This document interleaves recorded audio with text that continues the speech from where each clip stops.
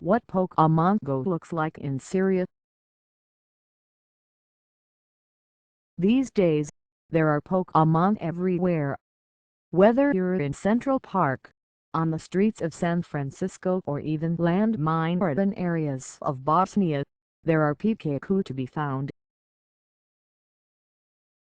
The media agency run by activists in Syria is capitalizing on the Pokemon Go craze to plead for help for children inside the war-torn country. The campaign has latched onto the global mania surrounding the game, asking fanatic gamers to take a break from hunting for digital creatures and instead turn their attention to helping Syrian families trapped in war zones. I am in Syria. Save me. The Revolutionary Forces of Syria media group tweeted. Below the tweet, children hold signs in both Arabic and English with a Pokemon creature. One sign pleads, "I am in an area of eastern Ghouta, Syria. Come save me!" Read more. Ghouta was the site of a chemical weapon attack on civilians in September 2013, leaving many children dead.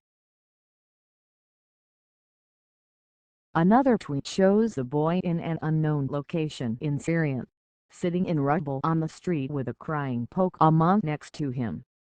The hashtag #Pray for Syria accompanies the tweet.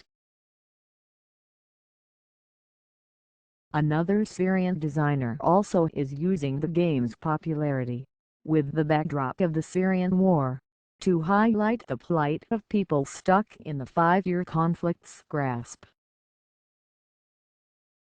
In a series of images called Syria Go, Saif al-Ittan has taken real moments from the Syrian war: demolished homes, an airstrike in action, abandoned schools, as the real-world background to cartoon images Syrians looked for during the war. Instead of Pokemon creatures, there are cartoon versions of objects Syrians need most days.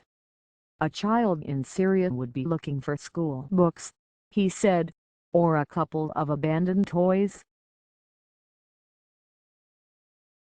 In one image, he added a cartoon stuffed there next to an injured child and a ripped-apart stuffed tiger.